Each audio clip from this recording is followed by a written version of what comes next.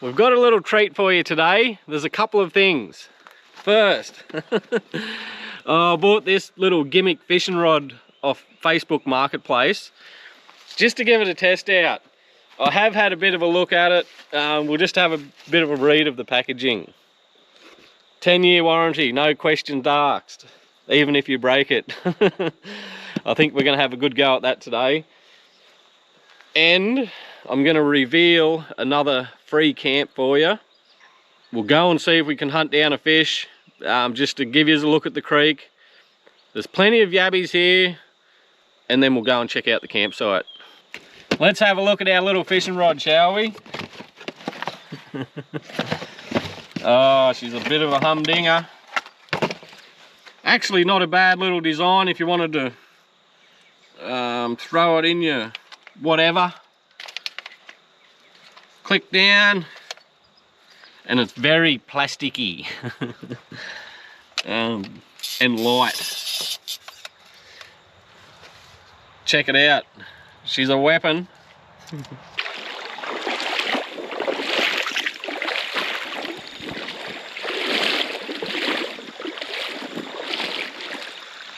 We might just have a look under a few rocks and see if we can find a yabby or two on the way up.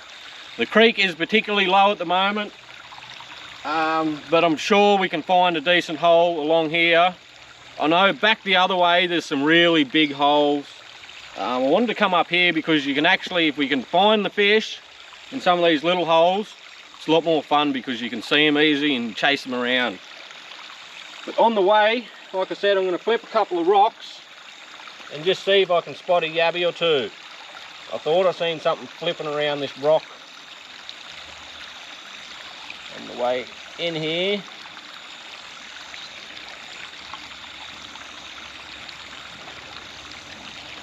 And it's nearly impossible to see. I will endeavour to find at least one yabby just to prove they are here for you. Almost had him. They're getting a bit quick, but just about under every rock there's a yabby. Only small little buggers, but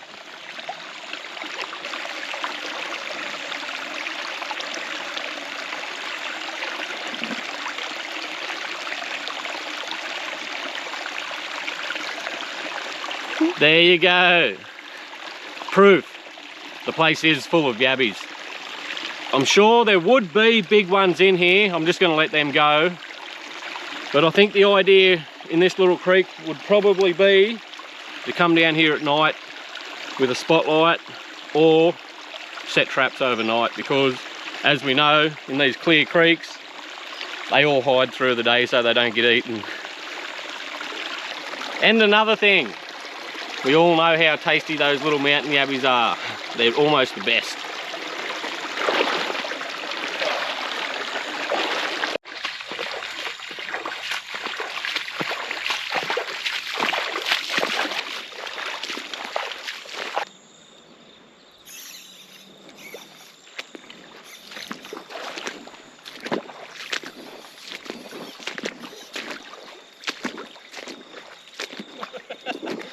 Load it up, straight up.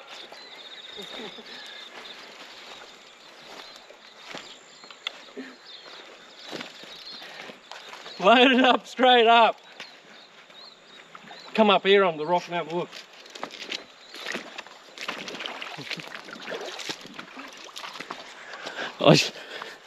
I should have probably had Eileen up on the rock with me.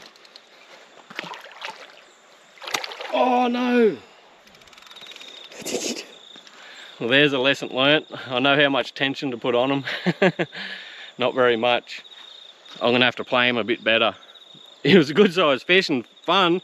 I tell you what, this little, considering there's no weight in what I'm trying to cast, it actually cast pretty good. There was a couple of big ones right out here, and it put the worm straight on top of them. Round number 2. And probably should tell you I'm just using a worm. They can't go very far, so we've sort of got them snookered. I think we'll have a bit more of a go here. I don't know whether I've spooked them too much. There was one just hanging around out here, but I can't see him now. Just chuck your line there. They went there.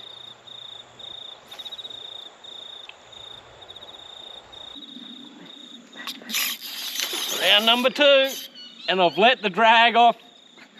I've let the drag off this time. I hope it's not too much. We're on. You wouldn't want to go fighting any decent fish with this little rod. I'm going to take my time with him. Oh.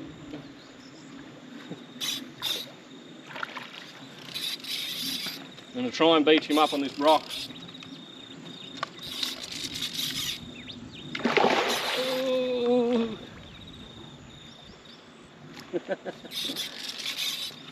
Come on. Come on.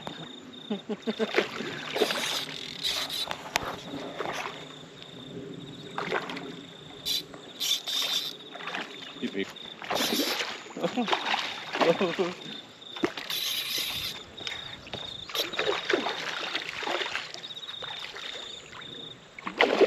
Bring him up gently.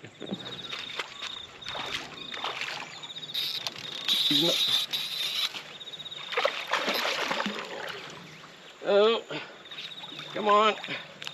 Got him. Oh, I tell you what. If you want to have some fun, good place to come.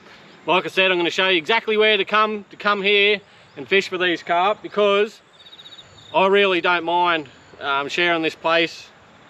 If you're going to come up here and catch the carp, come up here and get as many as you can. Well, there you go. The little instant fisherman's rod actually works with the cotton string line. Just got to take your time with it. I think there are some bigger ones in here, so we'll get him unhooked, and I'm going to actually knock a fillet off this fella, because I'm going to cook one up for Eileen to try, because she doesn't believe me that they're not too bad to eat. I think one of the tricks to making these carps half edible is to bleed them fresh. Doesn't get any fresher than that. Just unhooked him. To bleed them, all I do is just go in the gill there, cut straight across, splashed around in the water, which I'm not going to show because they do let out a lot of blood.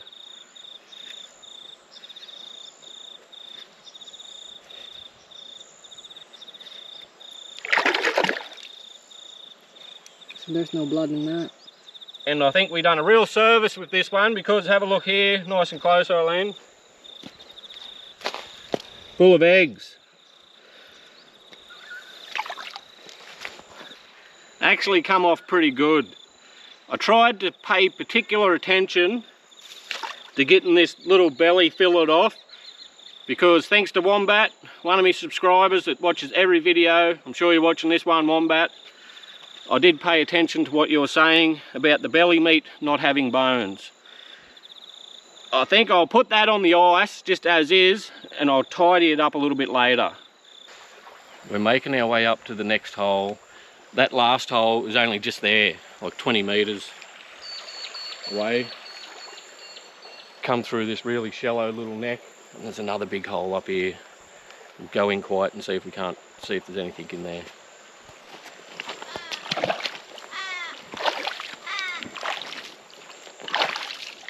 It's absolutely loaded. We walked along this side and there was just fish scattering everywhere. We've got a bit of a natural vantage point here. There's a deep hole on either side, so I'll sneak up slowly, see if we can't jag one.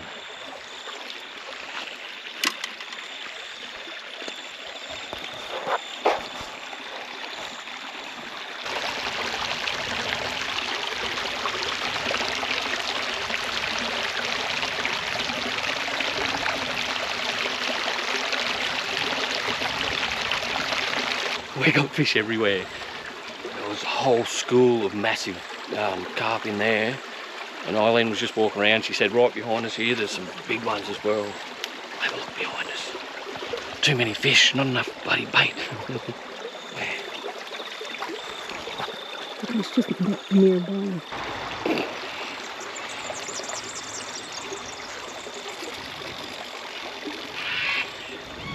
Tap me again.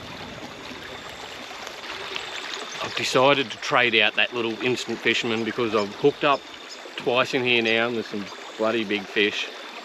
Eileen seen one in here, she said it was at least double the size of the one that we caught back there. And they just keep snapping me off. So I've gone back to the old faithful, some 30-pound braid, little hook, bit of worm.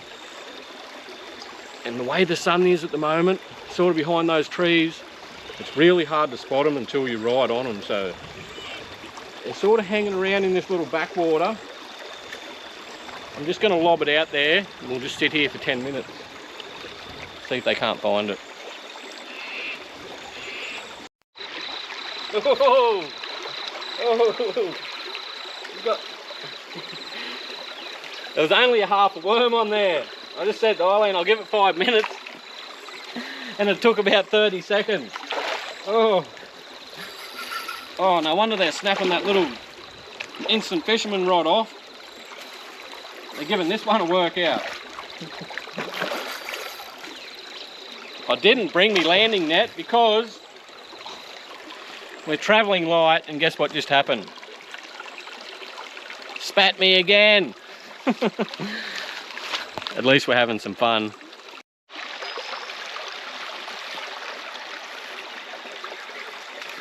Oh yes.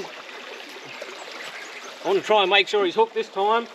I probably should have put a larger size hook on there. Oh, I'll tell you what. When you first hook them, they don't seem to have much go about them, but when they realise they're hooked, oh, he's a good size one too. I'll try and take my time a bit with him. Like I said, I didn't bring my net, which is probably a mistake. Try and beach him up slowly. He's gonna have one. I'll tire him out. Won't rush it too much.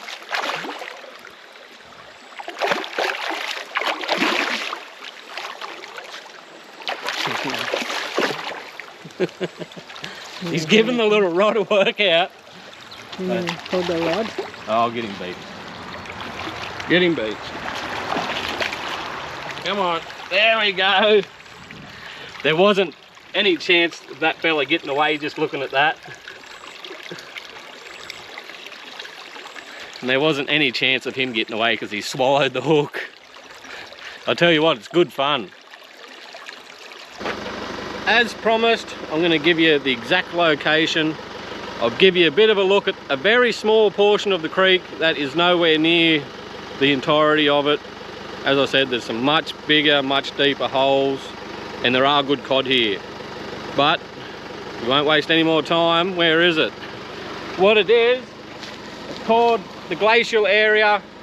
It's in the Gwydir Shire Council, which is about 35 kilometres from Bingra on the NARRABRI road. So there you go. You got the exact location. Absolutely beautiful little creek to come and explore. We'll head down and I'll give you a bit of a look around the barbecue area so you can really make up your mind if you want to come and spend a day or two out here. And there's a really good swimming spot down here. We're going to check that out too.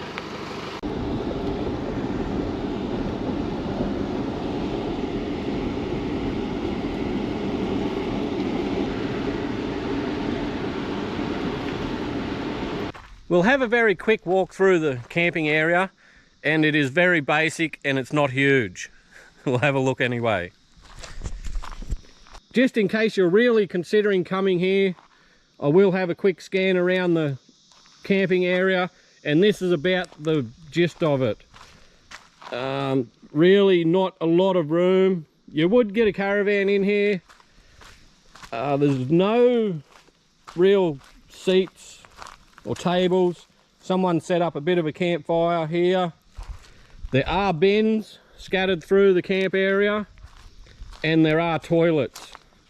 There's a men's toilet and a ladies' toilet. They're only drop toilets, nothing fancy, but you do have a toilet, which is pretty well all you need here, because as we're about to see, you're not going to need a shower. It gets very cold here in winter, so it may not be ideal. But for the middle of summer or spring, autumn, bloody top little spot. As we've seen, that's the camping area. People have actually been camping right here. I'm not even going to move one step. I'm just going to spin and give you a look at this.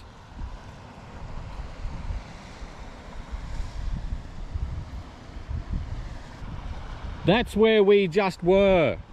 Down that creek, probably, I would say at least 1.5 kilometers. And as I said before, there's going to be no shortage of exploring. And as we know, there's nothing better after a hard day's fishing than a nice, natural spa bar.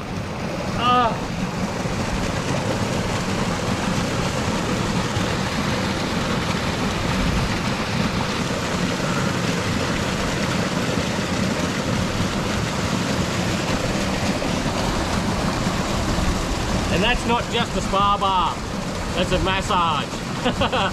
That water just pounds you. Have a look to my left, and as you can see, there's some massive holes.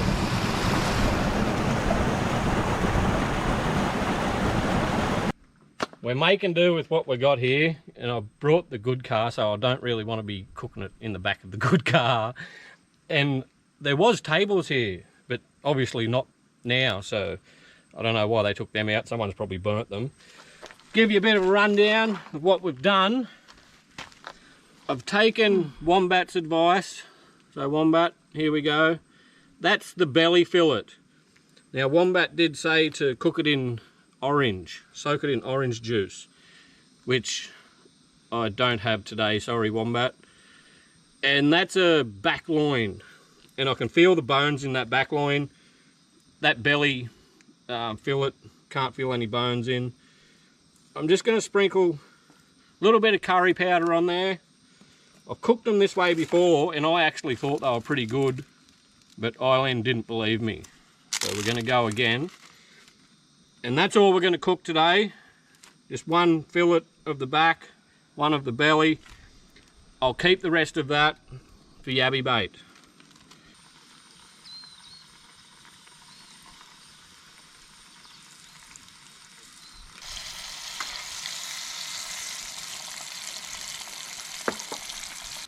Our fresh carpio is finished. I think the first thing we're going to have a go at is the belly fillet.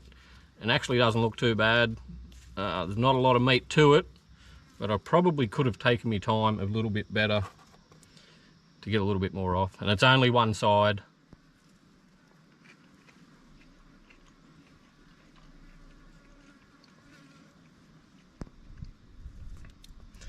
It tastes fine to me. That's what I said last time. It's probably better than some of the yellow belly that I've caught out of the muddy creeks. What I done then, we brung a calamansi, just a little tiny few drops, as you do.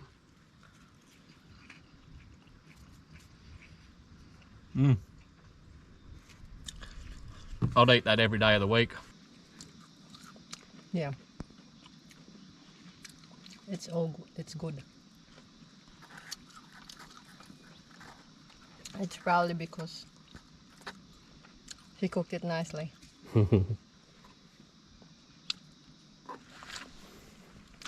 And there you go. It probably gets a bad rap because a lot of people cook it that can't cook.